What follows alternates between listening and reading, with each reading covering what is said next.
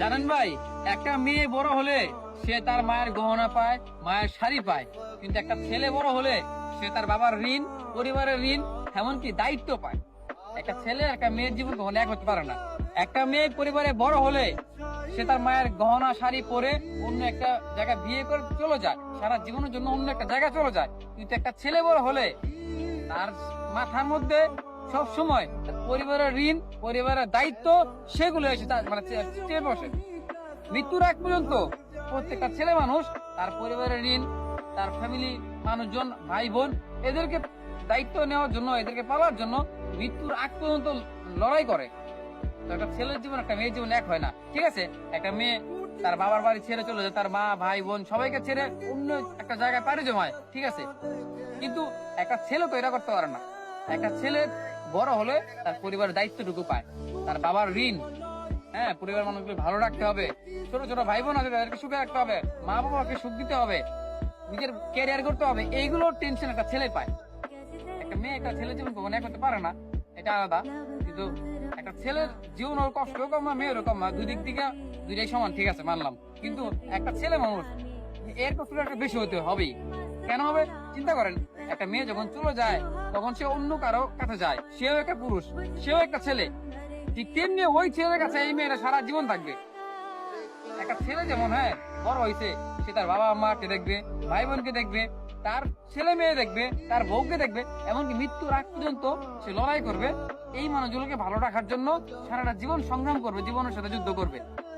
একটা মেয়ে তারা এটা করবে না। মেয়ে বড় হবে, তার মায়ের গহনা শাড়ি পেয়ে অন্য একটা ছেলের কাছে চলে যাবে, কিন্তু ওই ছেলেটাই এই মেয়েটাকে সারা জীবন আগলে রাখবে, সারা জীবন তার ছেলে মেয়েকে এবং তার এই মেয়েটাকে, হ্যাঁ, সারা জীবন রাখার জন্য, ভালো রাখার জন্য পরিশ্রম করবে, লড়াই করবে, বাস্তবতার সাথে লড়বে, নিজে খেয়ে না খেয়ে তাকে ভালো রাখার চেষ্টা করবে।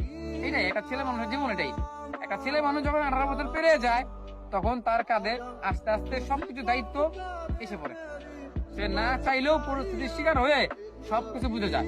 বলো না যে এখন যেই ছেলেটা ঘোরাফেরা করতেছে, আড্ডা দেয়, ঠিক মতো ক্যারিয়ার নিয়ে ফোকাস দেয় না, দেখবেন একটা সময় পর গিয়ে এই ছেলেটাই ভীষণ দায়িত্বশীল হয়ে যাবে। সে তার বাবা মা, পরিবার, ভাই বোন, এদের জন্য সে একজন দায়িত্ববান লোক হয়ে যাবে, মানে তার কাঁধে দায়িত্ব পড়ে যাবে। আসলে পরিস্থিতি কখন কার সাথে কি মানে ঘটায় সেটা কে বলতে পারে না।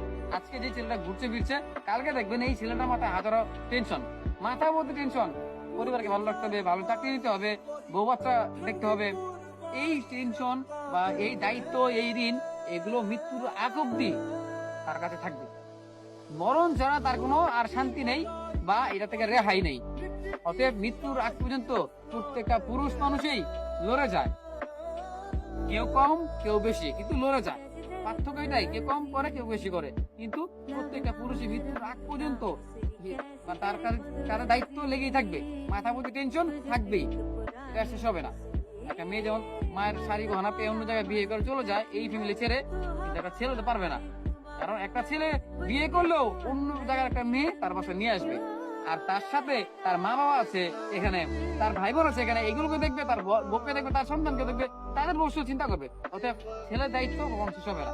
একটা ছেলে একটা মেয়ের জীবন এখন হয় না। আসলে আসলে দুইজনেই দুই দিক দিকে ঠিক, কিন্তু একটা ছেলে মানুষের টেনশন এটা শেষ হবে না, মৃত্যুর আগ অব্দি থাকবেই, ছিল, থাকবে, এটা শেষ হবে না। তার দায়িত্ব তখন শেষ হবে যখন এই দুনিয়া ছেড়ে চলে যাবে, অতএব সে যখন আমার কাছে থাকবে না। অতএব দেহে যতদিন প্রাণ আছে, নিঃশ্বাস আছে, দেখবেন তার দায়িত্বর কোনো শেষ নেই, দায়িত্ব শেষ বয়স অব্দি তাকে মানে ঘিরে রাখবে।